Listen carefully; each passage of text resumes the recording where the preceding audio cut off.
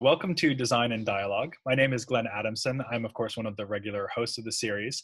But today I have the great pleasure of introducing to you a colleague of mine, Kat Rossi, over in London, who has hosted Andrea Bronzi, the great Italian designer, urbanist, thinker, architect, over a course of 3 interviews. And so we have the great opportunity to hear from him about the course of his life and career. Kat, maybe we could start out by just introducing you a little bit to our audience. Can you just say a little bit about your work as a design historian and how you got interested in Bronzi himself?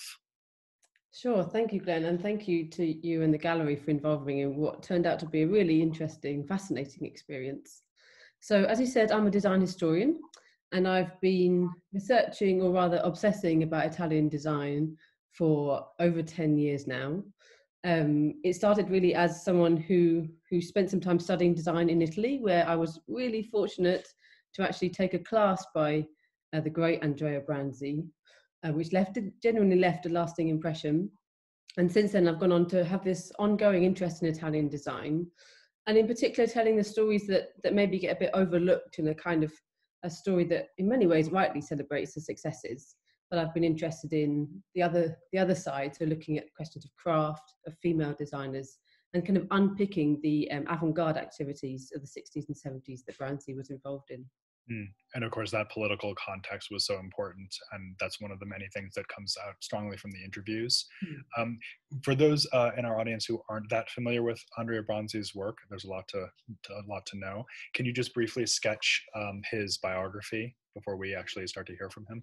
Yeah, of course. I mean, one of the reasons that we chose to undertake this over 3 interviews is that there's so much to say about Branzi. So I will do my best.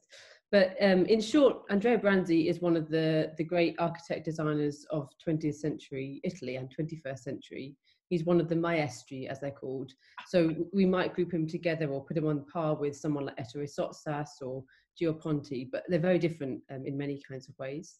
He was born in the 1930s, and so he was active really from the 60s, 70s onwards. And he's really associated with radical design groups like Archizumo Sociati, which he was a co-founder, also Global Tools, and then Alchemia and Memphis, names I'm sure many people are familiar with.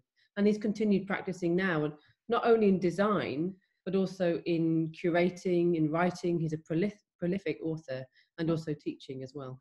Yeah, so he's fascinating because he's not only produced much of the enduring design work of the past half century, but he's also been one of its primary interpreters at the same time.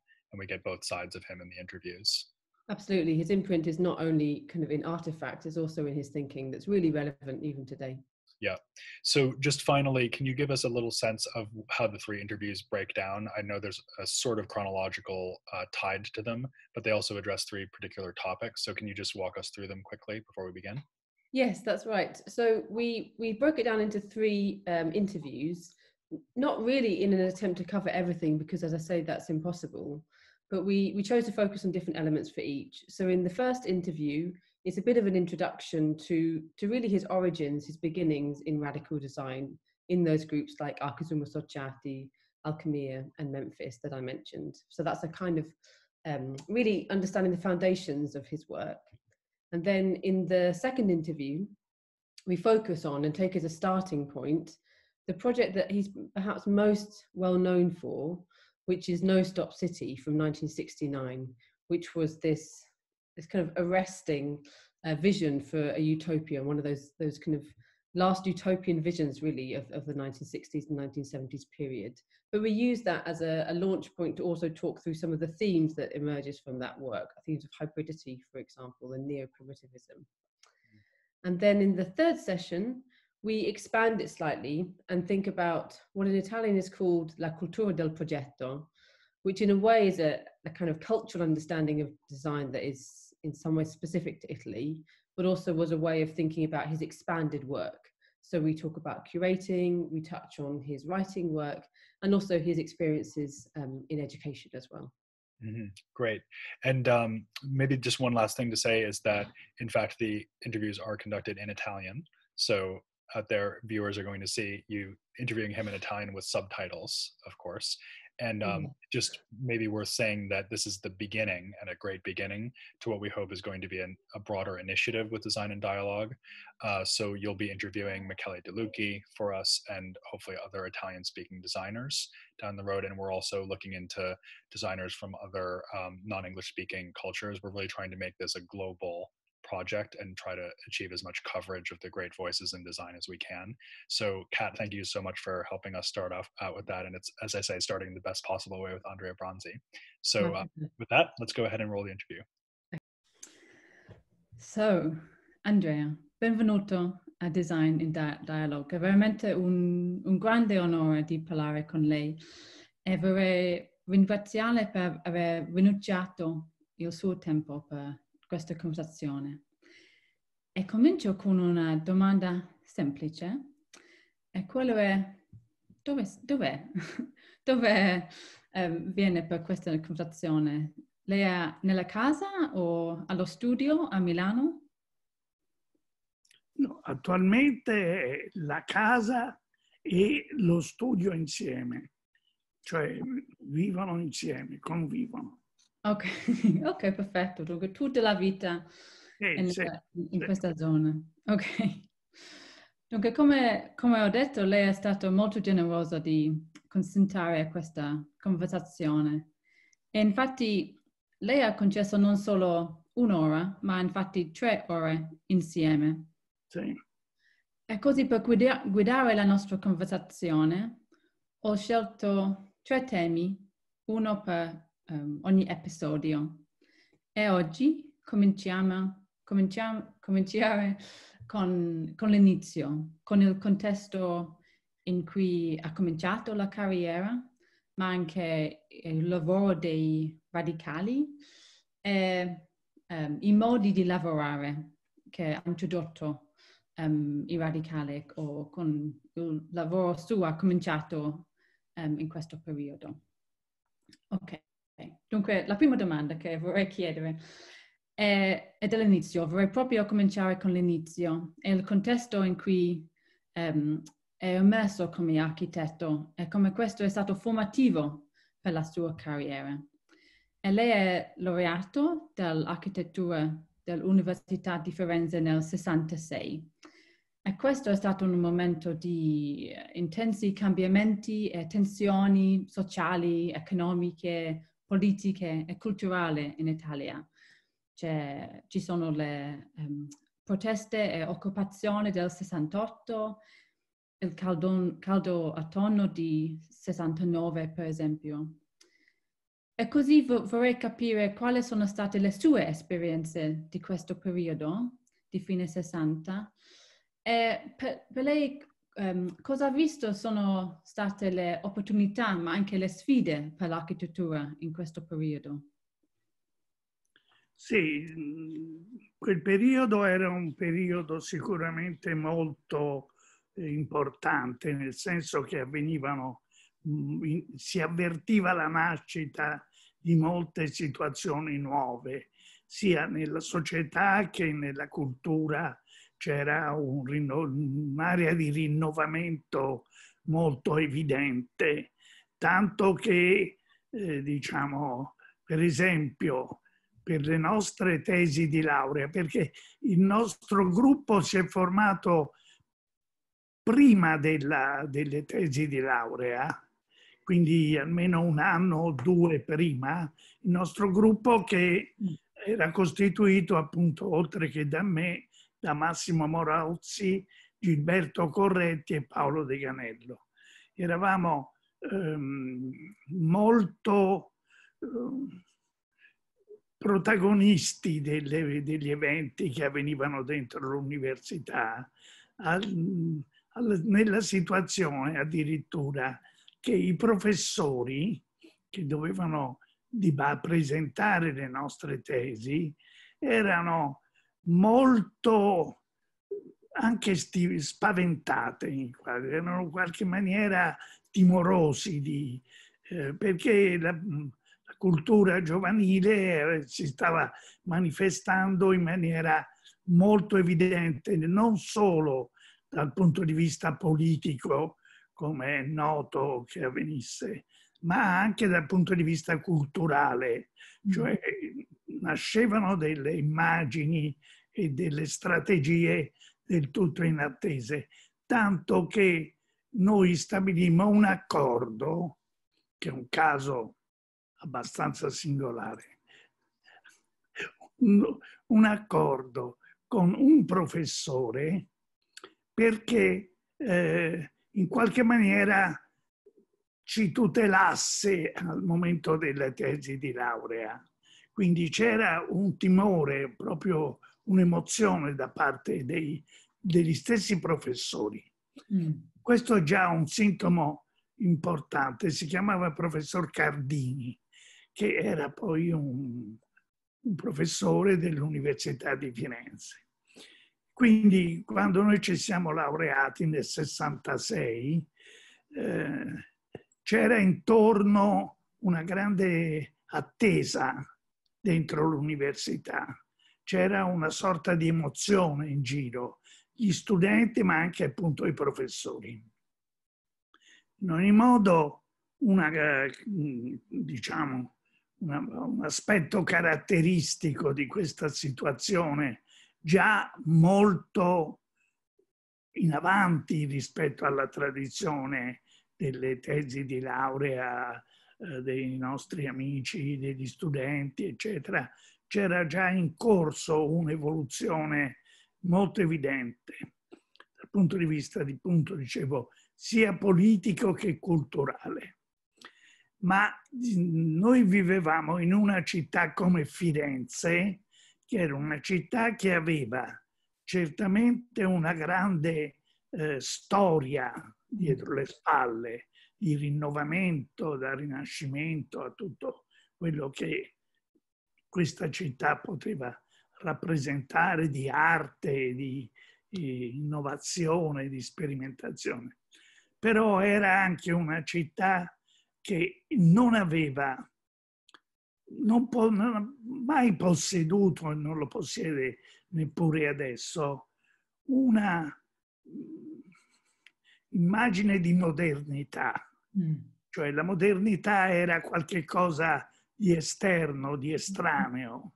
E questo in qualche maniera ci favorì, perché era anche una maniera per immaginare una modernità diversa, quindi qualche cosa che si manifestava come un segno di una trasformazione più complessiva della situazione storica di questa città. Questo avveniva del resto anche in altri paesi europei, perché in Inghilterra nasceva la nuova musica, a Londra, benché, diciamo, la nuova musica in realtà avvenne a Liverpool prima che non a Londra. Certo. Quindi questo era quindi una nuova moda, tutto un modo di comportamento inatteso, nuovo, diverso. Quindi c'era questa pressione, c'era questa tensione. E devo dire che c'era anche in generale una grande attesa di rinnovamento, cioè la cultura del progetto in gran parte era ancora legata a una tradizione professionale caratterizzata dalla funzionalità, dal razionalismo, che stava ormai rapidamente invecchiando. Quindi c'era da parte dei giovani studenti, ma anche da parte degli stessi professori, degli stessi docenti, avvertivano che c'era intorno un'aria di cambiamento. Quindi quando io mi sono laureato nel 66, la mia tesi di laurea era già una tesi esplicitamente evidente di radicalismo, cioè di innovazione, di sperimentazione, di un linguaggio pop molto poderoso. E infatti la prima mostra che noi abbiamo fatto nello stesso mese delle lauree, quindi nel gennaio, forse nel settembre-ottobre, perché nello stesso anno c'era stata la grande alluvione a Firenze, cioè un enorme disastro di invasione dell'acqua, dell'Arno e quindi di distruzione di opere d'arte. Dove abitavo io ci fu quel giorno 4 metri d'acqua che correvano per le strade, devastando le automobili, i negozi di antiquariato, le mostre, le gallerie, i negozi. Cioè era in corso qualche cosa che Arata Isozaki, che è stato il primo osservatore di questo cambiamento che stava avvenendo a Firenze, pensava che fosse in corso una sorta di nuova Pompei, cioè che la distruzione di Firenze fosse da paragonare alla distruzione di Pompei e di tutto la nascita di tutta una cultura diversa, eccetera. Quindi c'era una grande tensione, una grande eccitazione. La mia tesi di laurea, infatti, fu la prima ad essere esposta dentro la collezione permanente del Centro Pompidou, che costituì come notizia un segnale di innovazione molto importante. Noi organizzammo anche la prima mostra della superarchitettura, come l'avevamo chiamata, che avvenne a Pistoia, in una piccola galleria molto di fortuna, cioè perché era un deposito per dei pesci, per la vendita dei pesci, quindi eravamo in un ambiente piccolo ma odorante, imprevedibile, dove però esponemmo il nostro gruppo, gli Archizoom, e anche un po' almeno qualcuno del Adolfo Natalini del Super Studio. Quando noi presentammo questa mostra a Pistoia, avvertimmo subito intorno a noi manifestarsi un grande schieramento di piccoli gruppi d'avanguardia fiorentina, quindi gli Zigurat, i 999, la Povinazzi con gli UFO e via andare, cioè c'era subito una formazione di schieramenti radical, molto vitali. Il nome radical fu proposto ci fu consigliato da Germano Celant, che era, diciamo,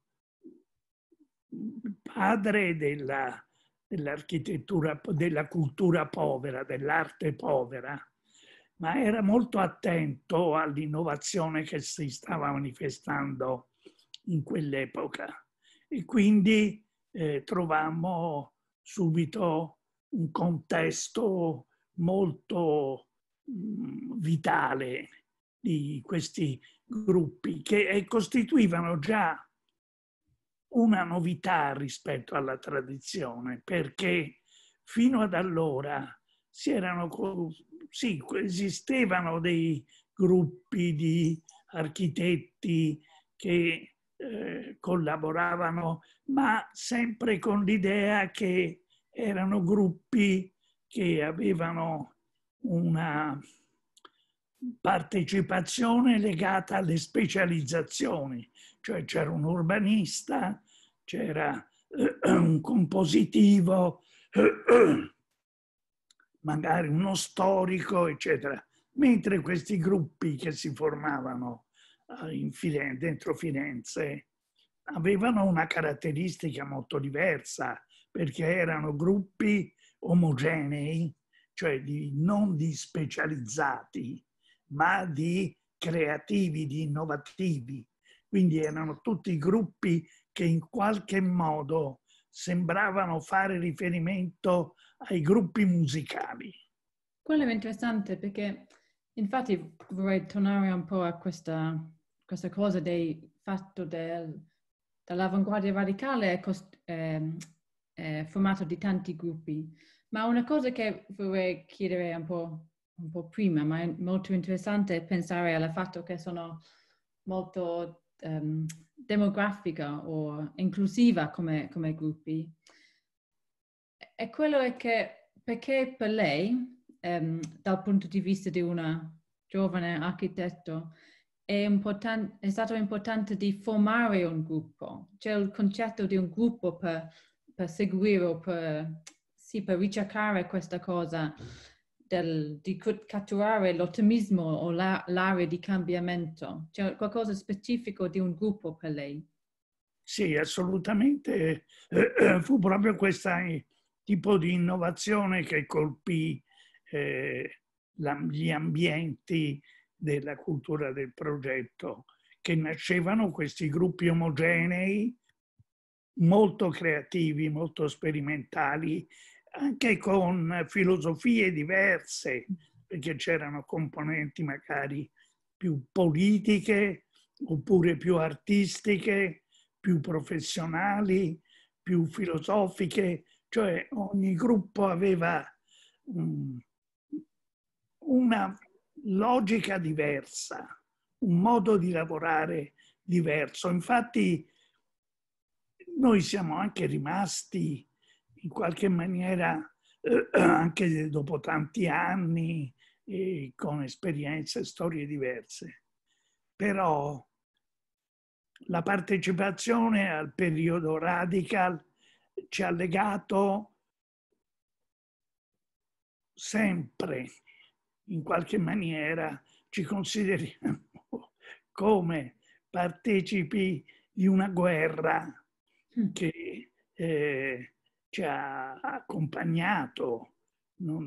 Cioè essere stato radical è stato molto importante anche perché subito nacque una grande attenzione intorno a questo gruppo di giornalisti, di teorici, anche di altri architetti, come nel caso di Arata Isozaki, che ricordo che venne nel 67 probabilmente a Firenze da Tokyo.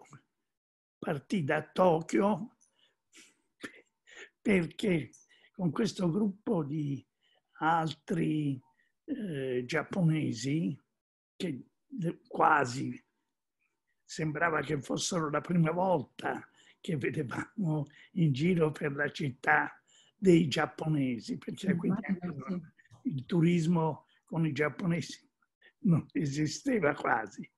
Per cui stabilimmo subito una grande attenzione intorno alla nascita di questo fenomeno nuovo, di maniera diversa di fare la professione, anche di usare linguaggi espressivi completamente diversi. Io in un libro l'ho intitolato la storia della nascita del movimento radical come una generazione esagerata, questo era il titolo del libro, cioè che aveva caratteristiche non solo politiche e professionali, ma proprio di una generazione che aveva dei comportamenti fuori dall'ordinario, dall'innovazione, più legata alla sperimentazione che non alla professione. Ha detto che era una guerra, dunque tutti voi siete stati guerrieri, vero? Così, Sì, tutti guerrieri. tutti militanti, Ah, sì. alleati in qualche maniera, ma anche antagonisti. Cioè, ciascuno cercava di affermare la propria diversità. Non c'era un processo di omologazione, era un processo di, in qualche maniera, giustamente di concorrenza, come avviene nella cultura, nell'arte, nella musica. Cioè la differenza tra i Beatles e i Rolling Stones è stata fondamentale per la musica, perché non si è creato semplicemente uno stile, un modo, una modalità di comportamento, ma una vitalità molto articolata, molto piena di contenuti diversi. La musica mi sembra una bella paragone, una bella metafora per il lavoro. E infatti ha detto che la logica, cioè ogni gruppo ha avuto una logica diversa. E domani parliamo in più profondità del Archisu, in particolare del No Stop City, ma per oggi vorrei capire dunque cos'era la logica dunque di Archisu? Era più politico o più culturale o come avete visto? No, eravamo soprattutto un gruppo creativo, dove anzi, diciamo, noi ci siamo formati politicamente già nel 1966.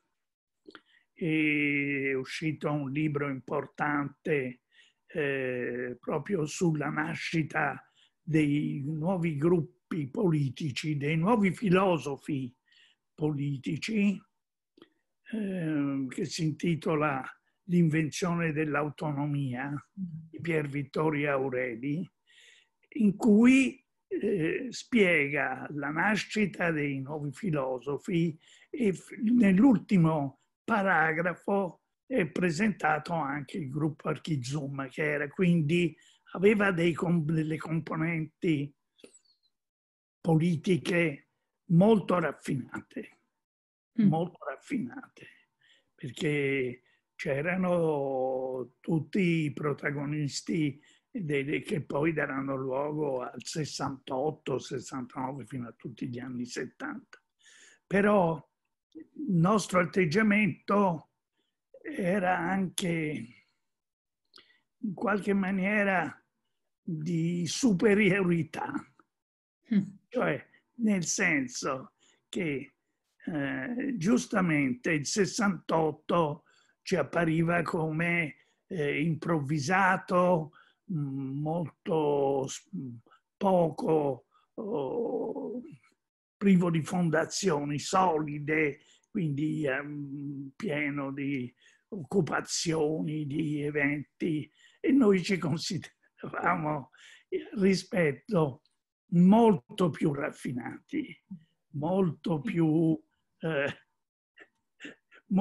snob in qualche maniera, più politici ma più anche snob, più raffinati.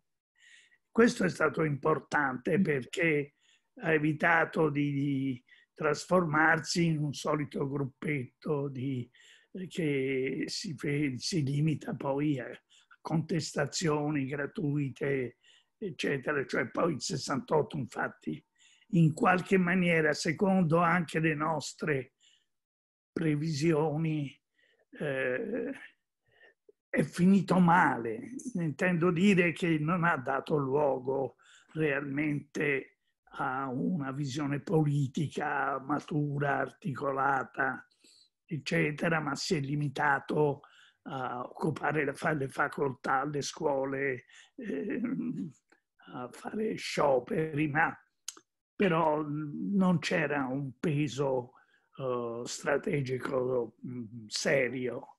Cioè, molto esile, molto pericoloso. Infatti. Dopo, negli anni 70, è cominciato il terrorismo che poi ha prodotto il fallimento che conosciamo bene, cioè avventure molto letterarie, molto pericolose, ma prive di fondamento. Molto triste anche Sì, esattamente, molto triste. nella storia dell'Italia. E dunque siamo adesso negli anni 70. Sì. La Kesum ha finito nel 74, ma lei si è già spostato da Firenze a Milano. Sì. Questo per me, anche per lei credo, non è solo una cosa biografica o geografica, ma anche un trasferito da un contesto urbano ad un altro, una cultura ad un altro. E lei ha già spiegato molto bene anche le carattere specifico differenze, ma vorrei capire dunque com'era di trasferirsi in un'altra città, in un altro contesto urbano. Sì, beh, all'origine di tutto ci fu l'urgenza di cominciare a confrontarsi con una dimensione più matura del mondo del progetto del design, perché quando noi prendemmo i primi contatti con Firenze, con Milano, venendo da Firenze, trovammo un ambiente come quello dei grandi professionisti del design italiano, come erano i grandi Conti sì, insomma, voglio dire, c'era Ettore Sozzas, c'erano i Castiglioni, Zanuso, Magistretti, Gaio Lenti, che devo dire ci accolsero tutti con una grande attenzione, anzi con grande amicizia. Questo ci fece molto piacere perché un po' devo dire che in quel periodo gli studenti, i giovani, diciamo la categoria dei giovani, era anche molto temuta dai professionisti perché insomma potevano essere aggressivi, contestare tutte le cose che si venivano fatte, eccetera. Invece trovarono una situazione molto articolata ma anche molto aperta. Quindi il rapporto con Milano si manifestò come un contatto importante, una nuova solidarietà. Direi soprattutto nel rapporto che si stabilì tra me e Ettore Sozzas, che era allora, in fondo era l'unico tra i grandi designer che aveva una formazione più articolata rispetto agli altri grandi maestri, perché veniva da un lungo rapporto con gli Stati Uniti, conosceva bene il Giappone, conosceva la prima Cina, era una persona molto ricca di culture diverse, quindi aveva uno spessore straordinario e molto stimolante, molto innovativo, molto diverso rispetto alla professionalità tipica di Milano, Milano di eleganza, di bellezza. Infatti, devo dire che una delle cose che più mi ha colpito Milano era la bellezza proprio fisica dei designer milanesi. Proprio, non ci ho pensato. sì, perché questo però, quindi delle figure come Marco Zanuso, Vico Magistretti, Ettore Sozzas, erano delle figure molto snob, molto raffinate, che noi non avevamo mai visto a Firenze, dove giravano dei professori, per carità, anche adeguati, però non avevano questo carisma tipico che poi è all'origine dello stesso successo del design italiano.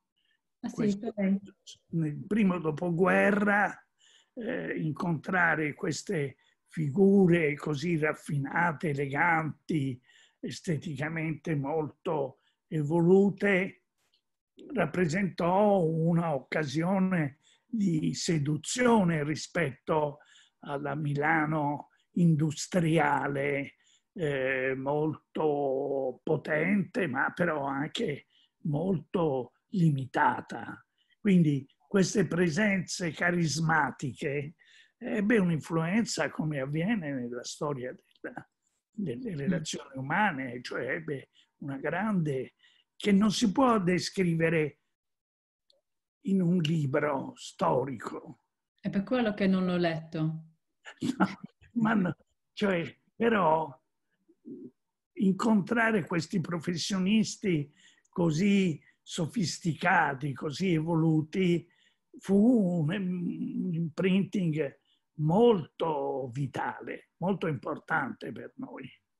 Infatti è una cosa importante che dice, perché per capire e conoscere veramente la storia del design italiano, ma anche dovunque, si deve anche capire la personalità, la cosa di stare in persone, like, in una città, con la gente, perché anche con il design italiano credo che, cioè con la storia del design italiano, credo che uno degli errori semplici da fare è che è stato uno periodo di questo gruppo di designer, di maestri, ma infatti c'erano tutte queste diverse generazioni, queste diverse culture, queste diverse città che sono stati coinvolti. Dunque è molto interessante sentirla o ascoltarla parlare del qualcuno come Sozzas, che infatti è stato 20 anni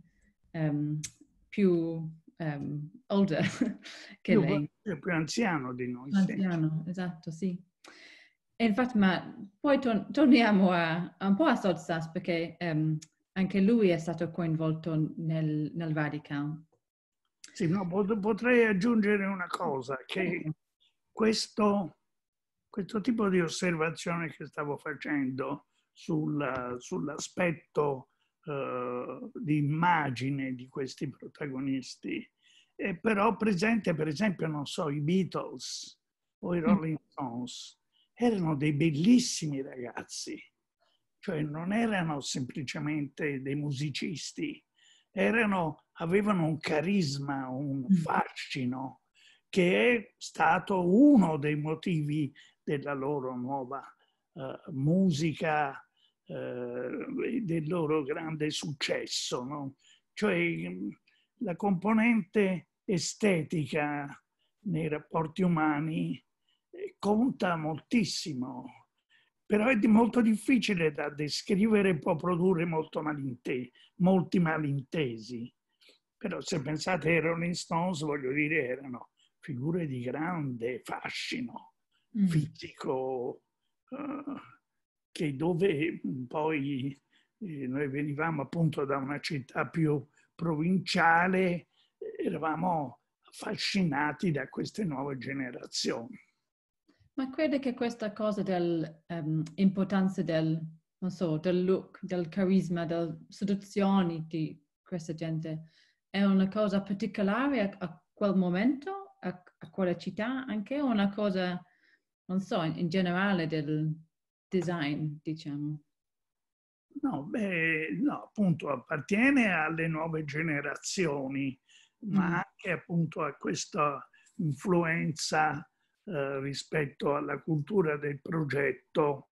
Un Vico Magistretti sembrava un attore hollywoodiano, una figura di una bellezza intelligente, elegante, cioè tutto un mondo completamente diverso da quello che si poteva attendere. Ma tutto questo pesava molto per la nostra generazione, che veniva appunto dalla generazione radical, che veniva in fondo dalla provincia, veniva da una città molto bella, forse la più bella città del mondo, come è Firenze, però incapace di confrontarsi con la modernità, con l'attualità, anche con la politica, tutto sempre un po' provinciale, un po' esagerato, un po' non così gradevole, insomma. Interessante, ok. Ok, torniamo a Firenze, ma anche un po' fuori di Firenze, perché credo che alcune delle attività di un altro dei gruppi radicali, Global Tools, sono stati successi a un piccolo stabilimento, un piccolo cottage nel paese fuori Firenze. Sì, ma quella non era la domanda. La domanda è che, dunque, lei è stato parte di, come già detto, ci sono numerosi collettivi che facevano parte dei radicali e lei faceva parte di 2 di questi, Archisum Associati e anche Global Tools. Questa è una cosa un po' enigmatico, infatti, per me. Questo gruppo di circa 30 architetti, artisti, critici, che è stato attivo dal 73 al 75. E la cosa che mi interessa in particolare è il modo di lavorare, perché invece di creare, non so, oggetti, disegni, film, installazioni, il Global Tools, come un collettiva, ha creato seminari, workshop o anche bollettini, bulletins. Dunque cose molto più intangibili dell'esperienza.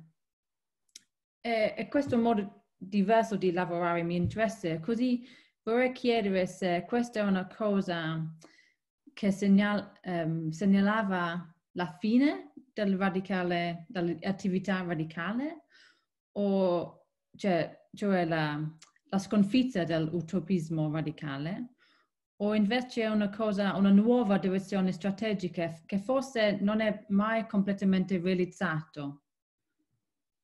Ma sicuramente non può essere definita una sconfitta, perché al contrario la Global Tools, che non era un gruppo, era come un gruppo radical. La Global Tools nacque da un'iniziativa che insieme a Ettore Sozzas cercammo, perché poi la storia della Global Tools è anche la storia di un fallimento dal punto di vista organizzativo, perché diciamo, da una parte finivano i gruppi radical classici, i grandi protagonisti, perché accolse questo movimento una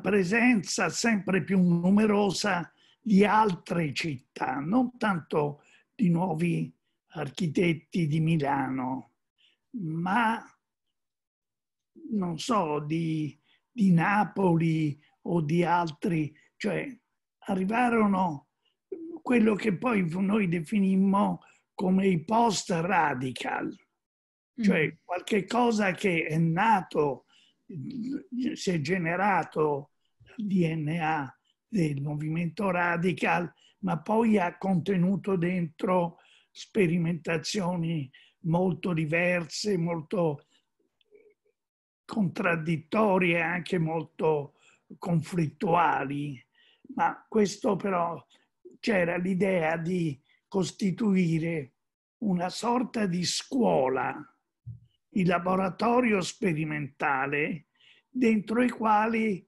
favorire la nascita di una frontiera culturale nel progetto molto articolata, molto vitale, ma anche molto diversa.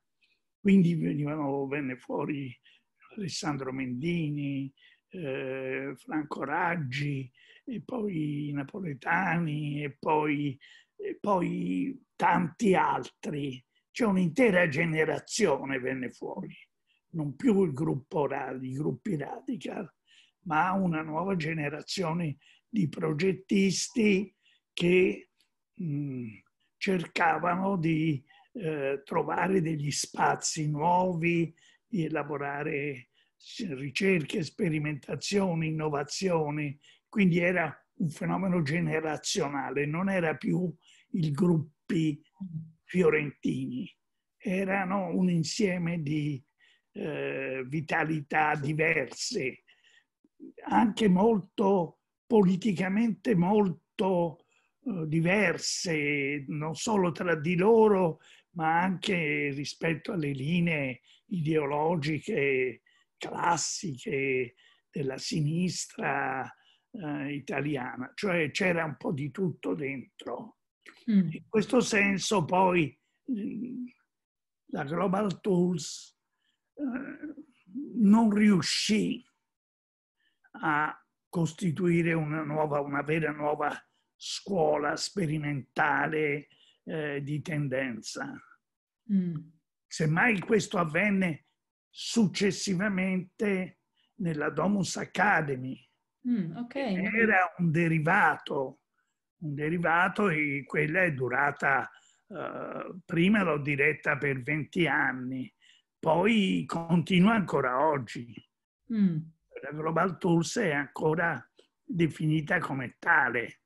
È una scuola dove si insegna sperimentazione, design, moda, eccetera. Cioè, nacque questo primo fenomeno internazionale delle Global Tools, della Domus Academy, che ebbe poi un grande successo anche internazionale, perché io ricordo che il terzo anno di nascita sarà sempre nata come una piccola scuola che aveva, insomma, superava intorno massimo a 30 allievi, però già il terzo anno arrivò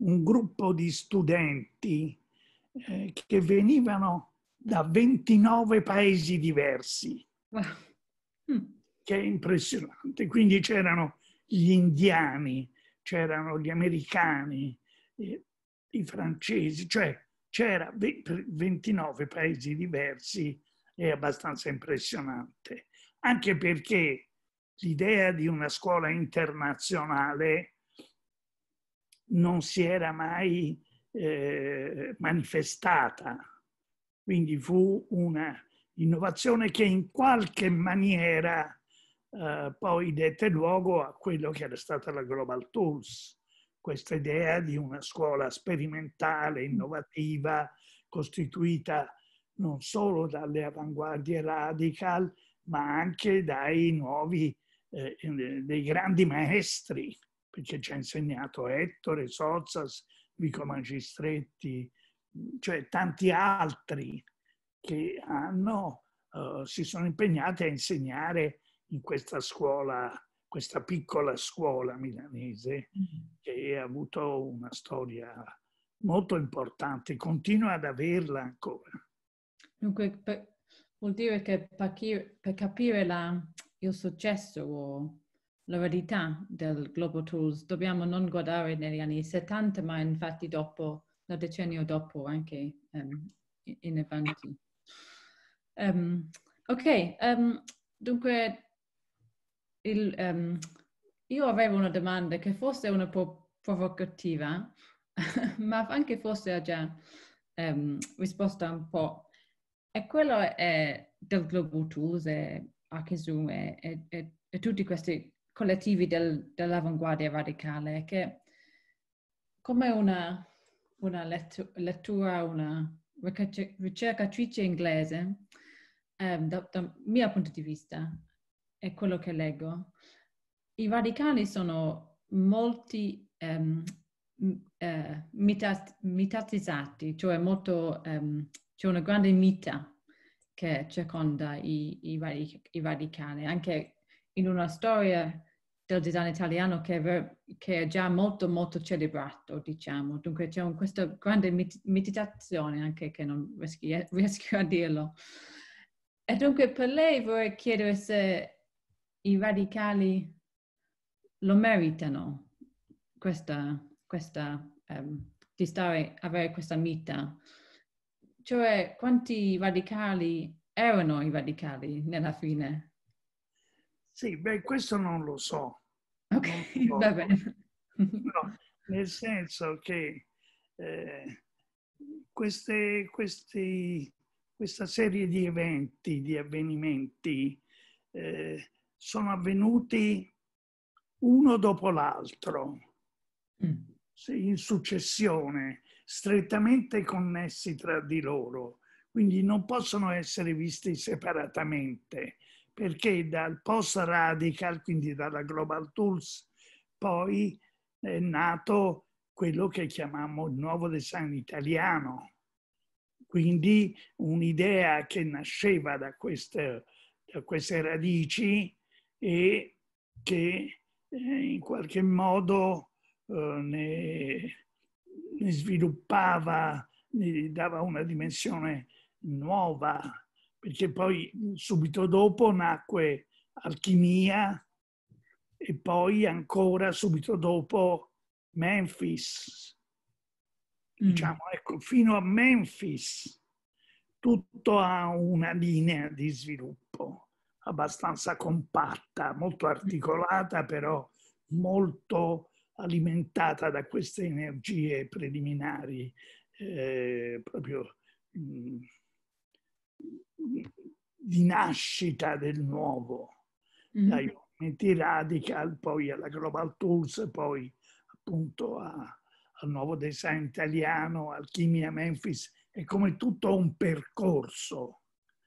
Poi però, in qualche modo, tutto questo che ebbe un grande successo, perché io ricordo le inaugurazioni della Memphis a Milano, che venivano tutti giovani da tutta Italia per vedere questi oggetti, c'era una grande attesa, un grande entusiasmo, eccetera. Però poi ovviamente le cose cominciarono a cambiare, nel senso di un'evoluzione, ormai si era raggiunto anche una maturità diversa, una complessità tale che insomma, ci permetteva anche di leggere diversamente le dimensioni del progetto, eccetera. Per cui, per esempio, io cominciai a avvertire una maturità ormai consolidata di tutto il percorso, un percorso unitario molto compatto, molto vitale, dai radical fino alla Memphis. Infatti io cominciai a muovermi fuori da questa linea che ormai era matura, era conosciuta, conoscibile, con quella collezione che si chiama Animali domestici, cioè quella con l'uso di elementi naturali, quindi uscire dalla dimensione industriale, matura, classica, e entrare in una sperimentazione più primitiva, un linguaggio universale, ma non più costituito, identificato dal razionalismo o dal funzionalismo, ma dall'imprevedibilità della dimensione dello sconosciuto, del linguaggio primitivo, neoprimitivo, dove il linguaggio era finita l'epoca della grande modernità classica, perché poi alla fine, insomma, anche tutto quello che era il nuovo design italiano, ma in fondo era ancora design, in qualche maniera.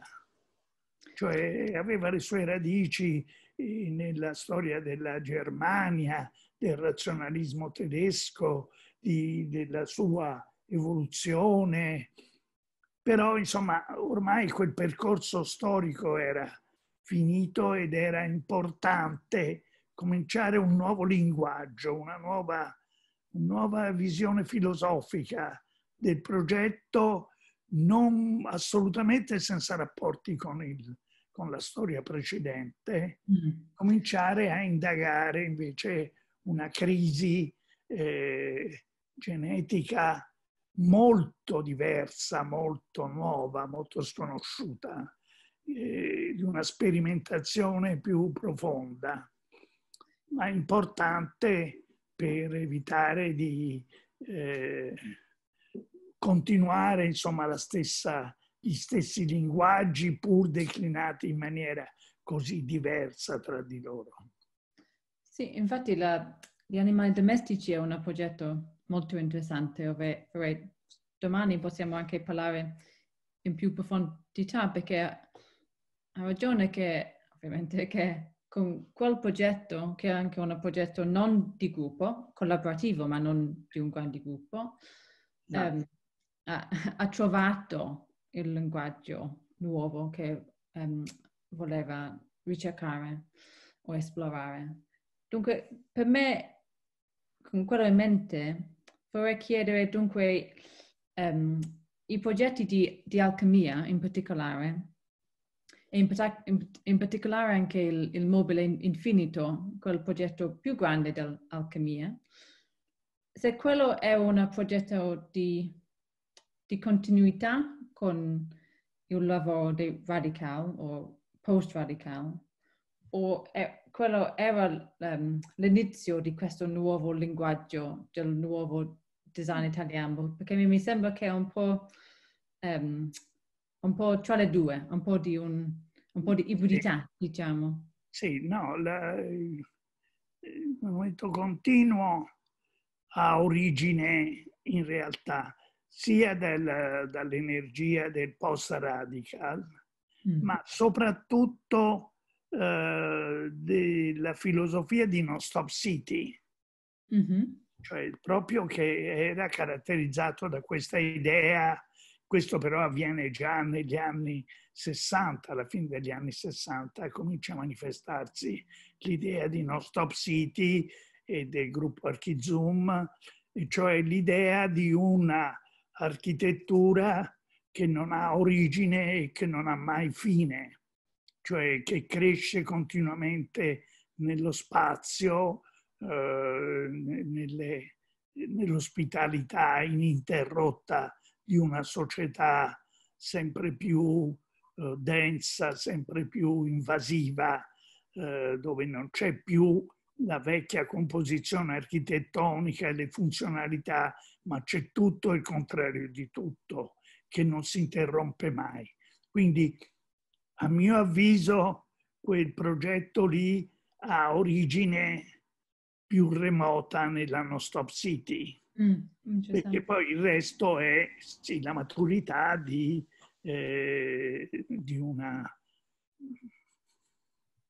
una sorta di global tools universale, non è che costituisca, non è che poi darà luogo a qualche cosa di diverso, cioè è la maturità di un lungo percorso storico che ormai si sta anche giustamente concludendo, cioè non c'ha delle energie generazionali così diverse. Difatti poi devo dire che da animali domestici si sono aperte poi molti linguaggi diversi, si è molto disperso il fronte e ha dato luogo a crescite molto diversificate, meno controllabili, meno definibili in maniera classica. È iniziato una fase di maturità satura, piena di informazioni, di linguaggi, ma che è anche il frutto, No Stop City è anche il frutto di una dimensione ormai diversa dell'industria, quello che si chiama industria, perché, per esempio, per darne una definizione molto semplice, se voi ricordate a Torino la Fiat Lingotto di Torino era una dimensione di una città interamente occupata dall'industria. Non erano strade, percorsi e singoli edifici. Torino Lingotto era diventato no, non era il Lingotto. Il Lingotto è una parte, però la nuova industria della Fiat era un'enorme, unica fabbrica, un unico grande edificio dentro il quale non c'era più l'apertura, l'accesso della luce naturale, ma della luce artificiale. Non c'era più il microclima delle fabbriche, ma c'era un unico microclima artificiale, cioè l'architettura era scomparsa. L'architettura come insieme di diversità, di funzioni, di collegamenti era diventato un unico tessuto di penetrazione attraversabile, senza differenze. C'era un'omologazione globale, iniziava una sorta di omologazione del mondo attraverso l'industria, la maturità dell'industria.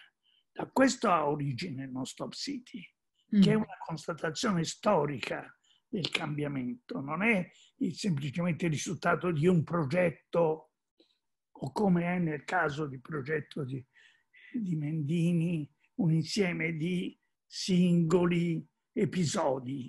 L'idea è proprio la scomparsa dell'architettura. Infatti, diciamo,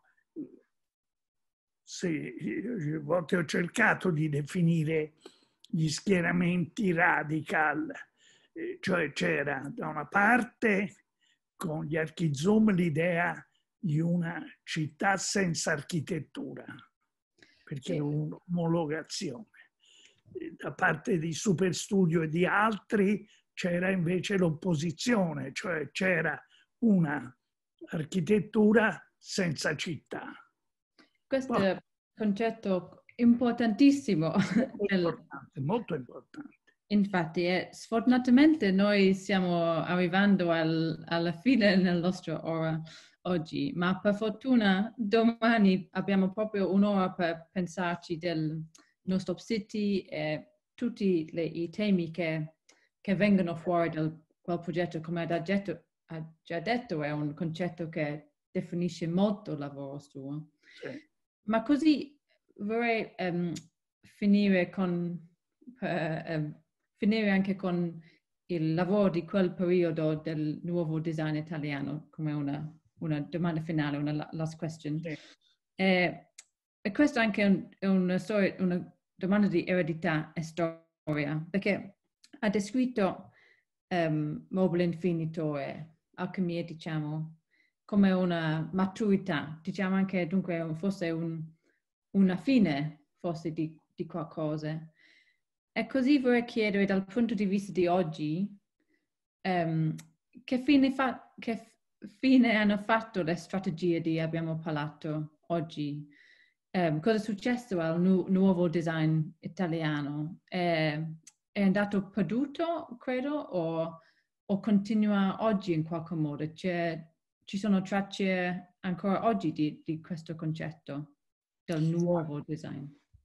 La mia opinione è questa, cioè che questo lungo percorso che nasce negli anni 60 e finisce poi negli anni 80 attraverso i Radical e poi il nuovo design italiano, eccetera, eccetera, poi a un certo momento giunge a maturazione, non è che arriva al fallimento, è una cosa completamente diversa. C'è un'evoluzione storica, nasce la globalizzazione, nasce ormai, cioè tutte le intuizioni, a mio avviso, proprio di No Stop City, sono oggi presenti nella globalizzazione. È una delle prime intuizioni della globalizzazione, cioè di un universo industriale senza limiti, senza scadenze, senza una funzione disarticolata, cioè nasce un'altra visione storica del mondo. Quindi in questo senso sembra che tutto finisca, perché no, in realtà non finisce niente. Tutto comincia a evolversi in una dimensione che non è più quella tradizionale di singole componenti di un progetto. È una visione del mondo completamente in evoluzione. Quindi si apre una dimensione neonaturalistica. Animali domestici ha all'origine questo tipo di componente, di una visione che ormai è diventato come una seconda natura, non è fatto di eccezioni, cioè la normalità è costituita, è più anormale la normalità è diventata una vera eccezione. Le persone che in qualche maniera sembrano costituire una eccezione, in realtà sono diventate naturali, cioè non esistono più i diversi, sono tutti diversi, sono tutti eccezioni. È tutto una visione, una proiezione diversa. Per questo è molto difficile distinguere le diverse fasi come se fossero fasi conflittuali. In realtà sono fasi evolutive e ancora sono tutte da capire. Stanno avvenendo in una maniera molto interessante, molto originale. Tutto questo, l'attività creativa, il pensiero creativo è diventato una visione filosofica incontenibile del mondo, costituito da infinite eccezioni, non più da singoli gruppi linguistici, ma da un'unica grande narrazione cosmica. Cioè il caos non è più costituito da frazioni di disordine. È la legge del caos, è la legge dell'universo, cioè è l'universo che è diventato simile al caos. Cioè il caos, l'ordine non esiste più. Che non vuol dire anarchico, vuol dire che è costituito da eccezioni, da linguaggi, da comportamenti, da forme diverse, molto artistiche, molto creative, ma inconfrontabili tra di loro. Mi sembra che con questi grandi temi dell'universo, del chaos, del cos'è di stare umano, mi sembra che è un momento buono forse di prendere una pausa, anche se noi potremmo continuare a parlare così. Ci torniamo proprio a questi temi, è un bel momento di prendere una pausa, perché proprio con il No Stop City tutte queste grandi temi della seconda natura, delle fasi evolutiva, diversità, flessibilità, tutte quelle cose torniamo domani. Dunque oggi devo solo ringraziare veramente per questa nostra prima conversazione. Grazie a te. Che lei, sì, ci vediamo domani. Perfetto. Ciao, grazie. Ciao, grazie, buon lavoro. Ciao, A grazie. presto. Ok.